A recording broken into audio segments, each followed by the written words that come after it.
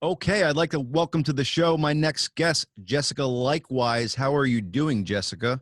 I'm awesome, John. Thanks so much for having me on here today. Absolutely my pleasure to have you on here. So we're going to touch a topic today that's a pretty serious topic, and I'm glad to have you on here. You're writing a book called, or you're putting out a book called This is Autism. Am I correct in that? Yes, we are going to be publishing August 8th. Super excited. So if you're probably watching this after that, it is already on Amazon, up on our website, and we're super excited about it. And we will post links below all this so people could go there and get the book so they could find it that way as well. Yeah. So I am doing fantastic. Thank you. Finished a full day of working with kids, and I'm super excited to be here. You know, I love what I do, getting to help people that are autistic, help families, especially they're navigating a diagnosis of autism early in their journey. Super excited. I found my passion and purpose. It's the first thing I wake up wanting to do is just like, okay, how am I going to help people today? And even when my day is finished doing podcasts, writing blog posts, making videos, it's just what I love to do. So I'm super excited to be here. Well, I'm glad you found your passion, and I'm glad your passion is something that is helping other people. How did you discover that this is something you were passionate about, and what made you kind of get into this field that you're into? So it's a funny story. So when I was in college, I had a leadership scholarship, and I had a volunteer. So I did not like children at the time. I mean, I was like 19 years old. Who likes kids when they're 19, right? To me, they were like smelly and they needed people to take care of them, you know, and I wasn't interested at all. But I had to do some volunteer work in order to keep my scholarship. So I wound up somehow managing to become a children's director at a church in the Bronx. And it was like my nightmare volunteer position, because now I'm with these like children all day, and they're loud and they're noisy. And there was this one little boy, and we used to always call on him to pray because I thought he was hilarious. He used to thank God for McDonald's French fries and chicken nuggets and pray that he would get Pokemon cards for Christmas. And I just thought he was the most adorable thing in the entire world. He talked differently. He moved a little bit differently than other kids. And I had no idea what autism was. I had never heard about it before. I grew up in a small rural town in New Jersey. It was not on my radar. Managed to go all through college, never hearing about it. I was pre-law. I just fell in love with this little boy. I knew I had found something, a connection to him, to a field. And so my senior year in college, I changed my major to education, wound up getting a master's degree in special ed. Sure. And I haven't had many encounters with people who do have autism, but I've had a couple of instances. And the time that I've had and spent with people that do have autism, something to me is kind of drawn into them as well. There's something about their spirit. And again, I don't know many, so I'm speaking in generalization, so maybe I'm wrong, but it's almost a child-hearted spirit in the people that I've met, and they get very passionate about things, and their humor tends to be very funny. Are these experiences that you have with people that have autism, or am I? Yeah. No, absolutely. Those are some things I've definitely found. You know, autism is a big spectrum. And like with any groups of people, you certainly find there's good humans and there's not really great humans in every group of people. And I think autism is not exempt to that. So, you know, just like you have a diversity of different personalities in what's like the autism community calls the neurotypical population, and we call the autistic community, you know, you see those variations there as well.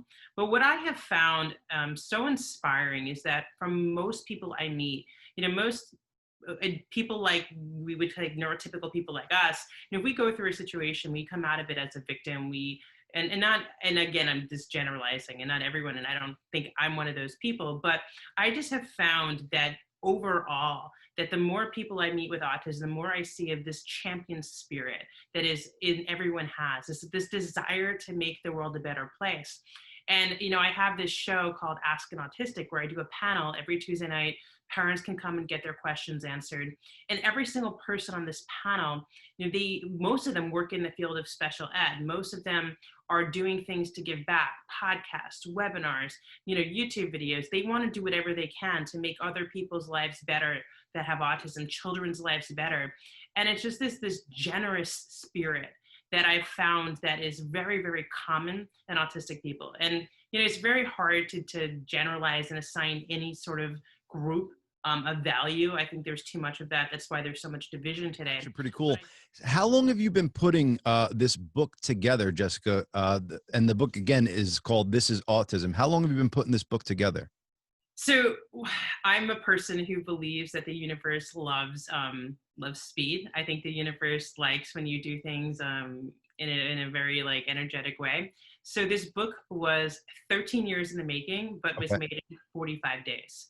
From the Wow. day from the day that the project actually I had the idea to do this project to the book launch date was actually 45 days.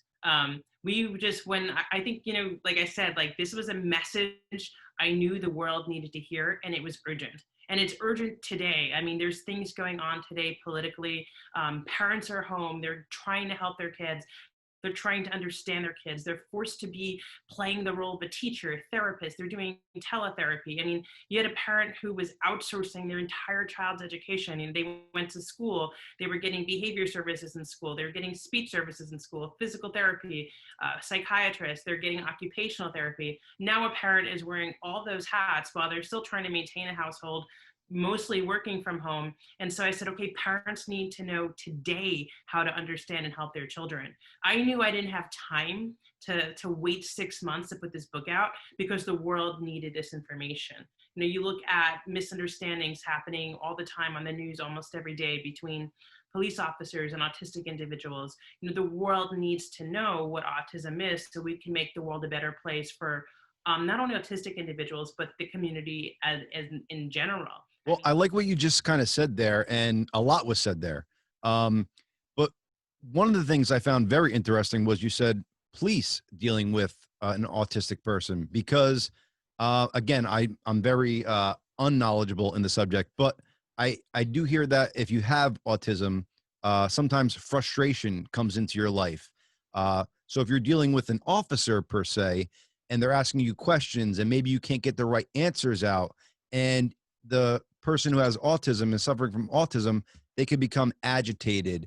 And if the officer doesn't know that this person maybe has autism, and maybe he starts to interact with this individual differently than he would a normal person, because he thinks that this gentleman or woman is becoming agitated and maybe getting a little physical, but really they're not meaning to do that. It's something that is going on in their head and something that's on the spectrum. So if an officer were to come up to somebody who has autism and he's asking a lady or gentleman questions and they can't answer them properly, and then the person starts getting a little frustrated, and then the situation could turn, how as an officer do you know, like, is there maybe a bracelet that a person would wear or a necklace or something to so the officer can identify and say, hey, this is somebody I need to handle maybe a little bit differently than I would a regular person or a normal person? Yeah, so that's a really great question. And actually, I'm co-hosting with Jeff Snyder, who's an autistic influencer. He's an influencer in this autism self-advocacy community. We're actually co-hosting next week, so it'll already have been happened by the time everyone's watching this video. But they can get the recording on my YouTube channel, getautismanswers.com. We're actually hosting a roundtable where we're having a full 1 hour discussion just on this topic. And we're going to bring police officers and autistic adults on, and professionals and parents on, to actually have a conversation about this, because it's really, really, really important.